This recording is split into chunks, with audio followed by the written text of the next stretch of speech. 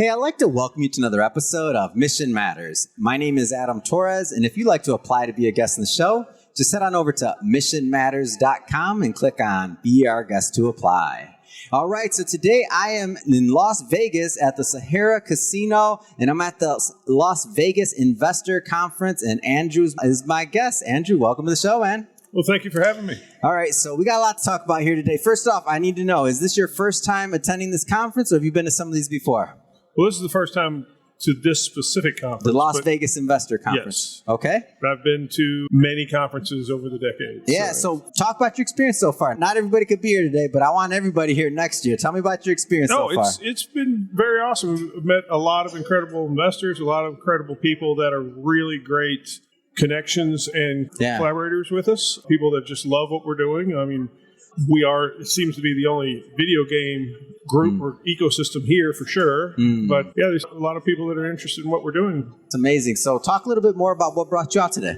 Well, we're part of Fusion 42, and they called us up and said, hey, bring all your stuff out. We've got this great investor conference to go to. So Kirk Walker, I'll give a shout out there. But, we're part of that ecosystem of the startup ecosystem, the Startup Alley group in that. It's a very tight-knit group here in Vegas. It really helps founders get off the ground right. And so you're located in Las Vegas, like the business, the company? Yeah, we got moved here by Nevada themselves. They through Battleborn Ventures, they did deal with us to move the corporate office out here and brought some officers that they would match funding up, and we did that a little bit over a year ago. So I'm a little bit new to Vegas. I want to be here more. I'm located out of LA, and I make it here sometimes just for fun, but I've just started covering conferences and doing shows out here, but I'm excited. So you said that the startup community is pretty vibrant. Like, talk to me a little bit about that. Talk to me, like, I'm learning the ropes, man. I don't know. Well, I mean, it has a way to go, but it is far better than most any place I've been, except for, Silicon Valley. I was out there and part of developing it, but started at Hacker Dojo at the tail end of its first year. Wow. And that startup ecosystem was phenomenal. And I've always been looking for things that are close to it. This has been as close to it as I've come. That's interesting. Since Tony Shea was out here, I think it was far more, that produced a lot of growth in this area. But they're really, with the Fusion 42 group and the Tech Alley, it's really And Fusion 42, just so I'm clear, because you mentioned it more than once, that's a startup group? Oh, yeah. They've got a really good Telegram channel. You can find them on LinkedIn under Kirk Walker. And they have well over 2,000 or 3,000 members. Oh, wow. I'd say almost half of which are founder investors, and the other half are kind of startups. Yeah. And they'll put you through your paces, and they'll tell you what you're doing right on your pitches and what you're doing wrong and how to raise money properly and everything that you'd want to know. They've got a room for. It's pretty cool.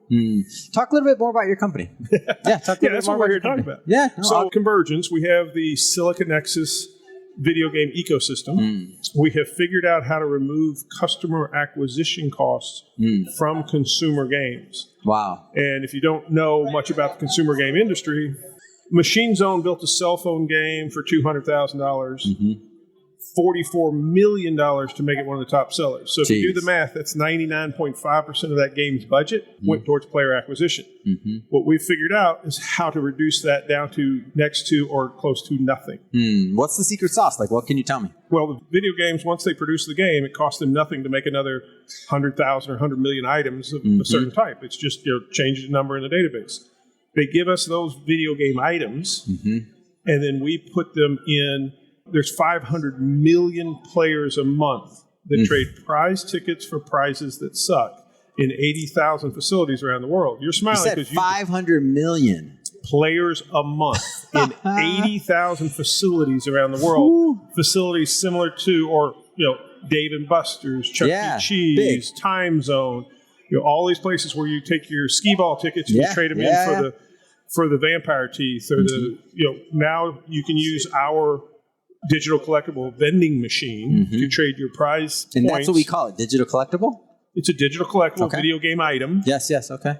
For those that are blockchain savvy, it is an NFT, but don't worry about that. It's a video game item. I understand. That's being traded outside the video game. So, we basically say that we have prizes that don't suck. Because those 500 million people know they're trading. Is that your tagline? Prizes that don't suck? Prizes that don't suck. Man, I love that. Who thought? I got a little sidebar here. Who thought of that one, man? That's amazing.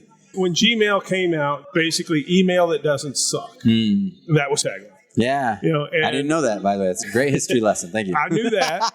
And then, well, once we figured out what we had here, it's like, well, everybody's trading these prize tickets for prizes that they know up front suck. They do. You walk into it and you're like, not to pick Dave & Buster's or this or that, but I'm like, yeah, do I really want the vampire it's teeth, the fun stuff. You know, you got $95 sunk into the vampire teeth. I mean, come on. Yeah, I got you. I got some expensive teeth, man. It's okay. You had fun doing it. Yes, but still. yes. So, video game items, those are prizes that kids want. That's what the modern day consumer lives his life in the digital world, and we give them items from that. Now, what do you do when you choose a new toy? Because realize this is the only time in retail that people have spent their money.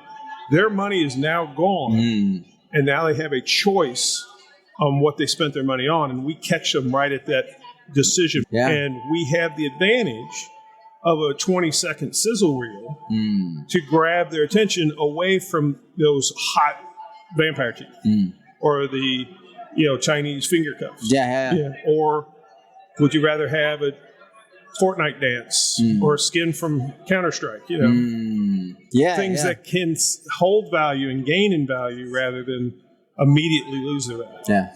So that's our phase one, is our player acquisition engine. And that'll get us hundreds of millions of players into our system. Well, phase two then is our augmented reality app. Now that they're trading in our system and they're using these video game items, we know what they like, what they're looking for, what they're missing. We can send them on quests. So just think of like Pokemon Go if it was married to World of Warcraft. Yeah. That's our Silicon Nexus augmented reality app, or Sarah. So we can send you a message that says, hey, you want this item? Do this quest. You go and do that quest, you might end up at like a laser tag arena somewhere or someplace that wanted us to get you there. Sure. You finish out the quest, you kill the big boss at the end, you're the hero, that you get the piece of bubble gum that we taunted you with to get you to do the quest. Yeah. Well, now, Laser Blaze might thank you for saving their facility from this big bad boss, and they'll say, you want a free game of laser tag? And you're like, absolutely. Don't mind if I do. We'll put you in the next queue. It starts in 25 minutes. Now you're at Laser Blaze for 25 minutes. You're going to buy a drink. Yeah. You're going to play a couple games while you're waiting. You're not going to sit on your hands for 25 minutes. We've just engaged you with that business. Yeah. So that's our phase two, which people have me talking about now. We weren't talking about this at all when we started this up. We knew what we wanted. We knew all the phases. And there's far more than 3 phases. But phase 3 is where we take that augmented reality app, and now we use it as a fan engagement tool in large arenas. So one thing that irritates me, the Las Vegas Sphere? Yeah, of course. Cosmos like a mini sphere in Las Vegas and Dallas. I haven't been to that. But it doesn't have the outside part. It's only inside. I understand. Okay. They're run off of like Unreal Engine. That thing's made to be interactive. Yeah. But yet they use it as a big TV. Every show, everything they've ever done for sure. is static. Well, we can use our augmented reality app, engage with that Unreal Engine, and have this a fan engagement tool. We've already designed content around that. We've got Big Picture World and a few others that are very interested in that content and helping us develop and create that content for more facilities like that around the world. Because, if you just think of the Inner Dome, almost every major city around the world has a center like that or a development studio like that that you can use for public things. So we could do these venues everywhere. And that's getting more towards that full cross reality space. But what we're going to do with it is beyond your imagination.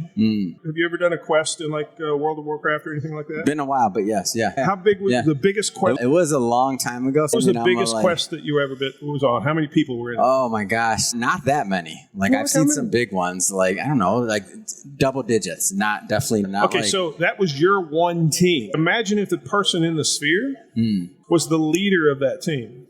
And now you have 15,000 teams going on a quest together with their team outside connect from their gaming machine that's supporting them to try to beat the other 14,999 teams. Ow, you just hurt my head. Thank you, Albert. My brain just went. Well, that's the kind of stuff that we've got mapped out and that we're working towards. Think of like the Fortnite Travis Scott concert. That was 12 million people participating at one time watching that one concert.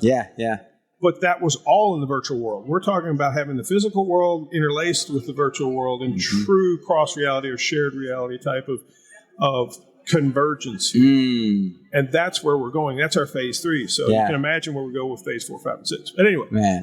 Andrew, man, I'm telling you, this has been a lot of fun. Last thing I want you to do, and I want you to tell people how they can follow up, how they can learn more, how they can follow you through these phases. Well, you can watch us on YouTube. We have some of our content up on YouTube under the Silicon Nexus channel. You can look at siliconnexus.com. And you can find me on LinkedIn and follow some of us on Twitter. You know, Silicon Nexus is the platform, and that's where we're at. We're on all the channels under the Silicon Nexus platform. Amazing. And for everybody watching at home, just so you know, we'll put the links in the show notes so you can just click on the link and head right on over. And speaking of the audience, if this is your first time with Mission Matters, and if you haven't done it yet, hit that subscribe or follow button. This is a daily show. Each and every day we're releasing new content, new ideas, and hopefully new inspiration to help you along the way on your journey as well. So again, hit that subscribe or follow button. And Andrew, man, appreciate you making some time for us. No problem. Thank you.